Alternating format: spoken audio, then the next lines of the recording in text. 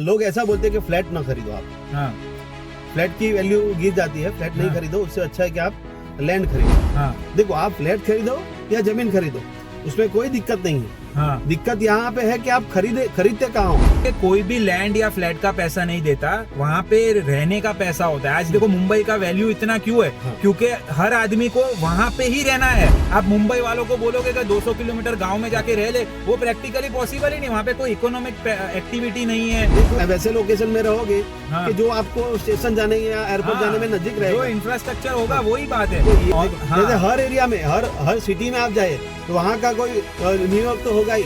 हाँ, ठीक है? आप ये चीज देखिए कि सिटी के सबसे एफ्लुएंट या सबसे पैसे वाले या सबसे जो पावरफुल इन्फ्लुएंस लोग कहाँ पे, कौन से एरिया में है?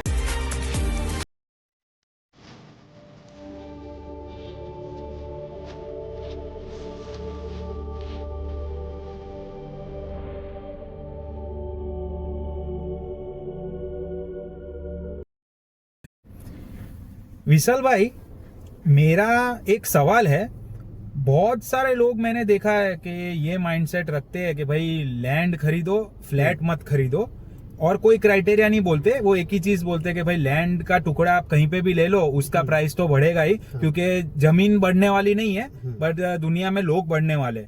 लेकिन जब मैं इसका थोड़ा डीप में गया तो मेरे को ये डेटा से पता चला कि भाई दुनिया के अंदर एक्चुअली में जो 70-80% जो लैंड है पूरी दुनिया में, पृथ्वी पे, हाँ। वो तो अनऑक्यूपाइड है। मतलब जितना अपने ह्यूमन हाँ। पॉपुलेशन है, उससे 70% ज्यादा लैंड तो ऐसे ही खुला पड़ा है। अफ्रीका के जंगलों में, अपने इंडिया के जंगल, कहीं पे भी आप देख लो। तो अगर ऐसा ही होता तो हर आदमी कहीं पे भी जाके लैंड ले लेता, तो उसकी वैल्यू बढ़ जाती। पर ऐसा हो नहीं रहा है।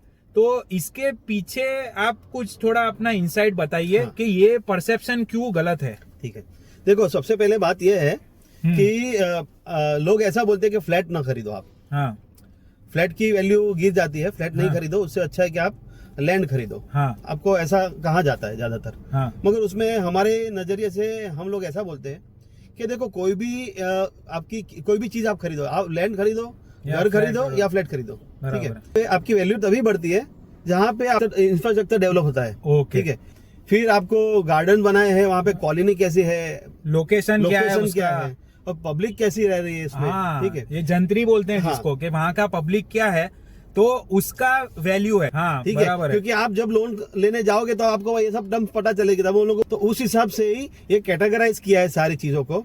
तो आप खरीदे कहाँ? देखो, आप फ्लैट खरीदो या जमीन खरीदो, उसमें कोई दिक्कत नहीं है। हाँ दिक्कत यहाँ पे है कि आप खरीदते कहाँ हो। ज्यादातर लोग हमको कमेंट में भी क्वेश्चन करते हैं अभी अभी। हाँ, के प्लॉट लेना चाहिए। हाँ। अब मैं आपको सिंपल सा एक एग्जांपल बताता हूँ। ज्यादातर लोग जो जिनका प्लॉट में भी लॉस हुआ है, लॉस या इतना एप्रिसिएशन नहीं हुआ, उन्होंने अपने घर के पास 100 किलोमीटर दूर जहाँ पे ऐसा सोच के कि वहां पे डेवलपमेंट होगा, ये एक परसेप्शन है। ठीक है, होने को तो कुछ भी हो सकता है। मतलब होने के लिए तो इंडिया यूएसए भी बन जाएगा अगले 10 साल में। हम पूरी कोशिश करेंगे ओवरऑल कंट्री को ऊपर लाने की, लेकिन जो फैक्ट है वो तो चेंज नहीं होगा ना। तो आप ये चीज समझिए, कोई भी लैंड या फ्लैट का पैसा नहीं देता, वहां पे रहने का पैसा होता है। आज देखो मुंबई का वैल्यू इतना क्यों है? हाँ। क्योंकि हर आदमी को वहां पे ही रहना है। आप मुंबई वालों को बोलोगे कि 200 किलोमीटर गांव में जाके रह ले, वो प्रैक्टिकली पॉसिबल ही नहीं। वहां पे कोई इकोनॉमिक एक्टिविटी नहीं है। देखो, ये सारी चीजें मतलब कैसे देखी जाती है वो मैं आपको हूँ कि हम लोग कोई भी एरिया ऐसा चूज करते हैं कि जहाँ पे डेवलपमेंट हो, हाँ या फिर वहां से डेवलपमेंट नहीं गया हो, हाँ या वहां पे पॉसिबिलिटीज हो लोगों हाँ। के आने की। बराबर ठीक है, है। और वहां से सारी आपको जो फैसिलिटीज है, एमिनिटीज है, वहां पे आपको मिल जाए, सही तो बात है। वो एरिया ग्रो करने में बहुत हेल्पफुल रहता है, और हाँ। वहां पे बसाया जा सकता है आदमी लोगों को। हाँ। ठीक है, देखो, हम सारे भी वही अपने प्रीफर करेंगे जहाँ पे सब साथ में हो। कि वैसे लोकेशन में रहोगे हाँ। कि जो आपको स्टेशन जाने या एयरपोर्ट हाँ, जाने में नजदीक जो रहेगा, इंफ्रास्ट्रक्चर होगा हाँ। वही बात है। तो ये का बहुत जो बड़ा इन्वेस्टमेंट factor है उसमें आपको पूछ देगी। ठीक है, सही बात। तो ये और सारी आप चीजें- हाँ। आप ये चीज का भी एक चीज समझिए कि जो भी प्लॉट या आप लैंड लेते हो या फ्लैट लेते हो, आप इस तरीके से लीजिए कि आप उसमें रहने वाले हो। भले ही वो हाँ। इन्वेस्टमेंट के लिए, आपको सब चीज कंसिडर करनी है कि भाई मेरे बीवी बच्चे, मेरे घर एडल्ट्स है, वो लोग सबको आसानी होगी, तब जाके आप ये सही डिसीजन ले पाओगे। तो ये बहुत बड़ा फैक्टर है। और ये सब चीजों में जो ये रियल एस्टेट है, ये एक पैटर्न में बढ़ता है। समझो आज एक क्रीम एरिया सिटी का है, समझो वो सेंटर में है, तो उसके आसपास के 2, 3, 5 किलोमीटर में सिटी धीरे धीरे ग्रो होगा। ऐसा नहीं होगा डायरेक्ट सेंटर को छोड़ के 50 किलोमीटर डेवलपमेंट चालू हो जाएगा, वैसा बहुत रेयर केस में होता है। देखो डेवलपमेंट कैसा है, डेवलपमेंट का रूल ही ये है हाँ। कि धीरे धीरे बढ़ता है वो धीरे। हाँ। देखो ये आप हाँ। हॉरिजॉन्टल होता होता है, है, ठीक बराबर है, है। वर्टिकल में नहीं जाता, वर्टिकल में फ्लैट जाते हैं। हाँ। मगर क्या है कि हॉरिजॉन्टल खत्म हो गया, हाँ क्योंकि देखो ये मुंबई पकड़ लो आप, हाँ। मुंबई पकड़ लो, अमेरिका में न्यूयॉर्क पकड़ लो, हाँ। ठीक है, ये बेवर्ली हिल्स पकड़ लो आप, हाँ। ये सारी चीज पे आपको दुनिया के सबसे महंगे फ्लैट मिल जाएंगे। बराबर ठीक है। तो वो आप ऐसा नहीं बोल सकते कि फ्लैट्स की वैल्यू बढ़ेगी नहीं। सही ठीक बात है। ये सारी चीज भी और- देखो, हाँ। जैसे हर एरिया में हर सिटी में आप जाए तो वहाँ का कोई न्यूयॉर्क तो होगा ही।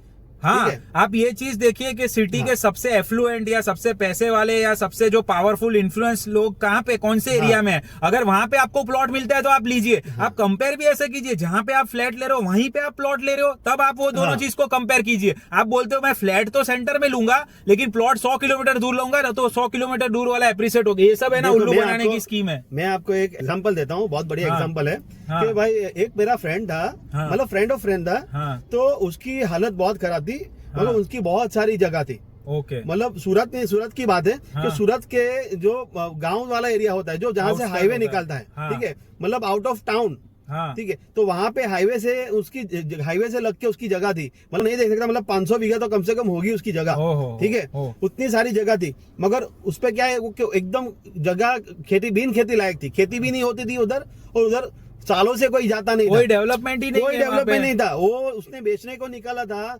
तकरीबन 20 साल तक वो उसके पीछे वो लोग पड़े रहे, ठीक है। फिर देखो फिर क्या होता है चमत्कार, ये देखिए हाँ। आप, कि फिर उसके साथ क्या हुआ कि गवर्नमेंट ने ये बुलेट ट्रेन का प्रोजेक्ट निकाला, ठीक है। हो। तो बुलेट ट्रेन का प्रोजेक्ट वहां से जाने लगा, तो वो ये गवर्नमेंट का ड्रीम प्रोजेक्ट है, ये हाँ। मोदी सरकार का ड्रीम प्रोजेक्ट है। हाँ। तो उसमें उनको फायदा हो गया, क्योंकि बुलेट ट्रेन उसी के जो जगह थी उसके बीच में से जाने वाली थी। तो उसको मैं आपको बोलता हूँ, उसको व्हाइट के 100 करोड़ मिले हैं उसको, ठीक है। बोलो। तो जो एकदम गरीब था उसकी लाइफ बदल गई। तो देखो हाँ, ये अब नसीब की बात हो गई, ये ये हर हाँ। आदमी के साथ नहीं हो सकता है। मतलब आप देखो, ऐसा हाँ। मेरा ये आपको एग्जांपल देने का मतलब ये है कि मैं ऐसा नहीं बोलता हूँ कि आप लैंड के भाव बढ़ेंगे नहीं, हाँ। मगर वहां पे देखो कौन सा प्रोजेक्ट आया, हाँ, उसकी वो- वजह से उसकी लैंड वो की कीमत इंफ्रास्ट्रक्चर और बस ये लोकेशन चीज की आपको वजह से बोलता हूँ होगा। कि जमीन आप ऐसा नहीं बोल सकते कि जमीन का भाव ही बढ़ता है या फ्लैट का नहीं बढ़ सकता, ठीक है। तो see you in the next video. See you in the next video. Bye.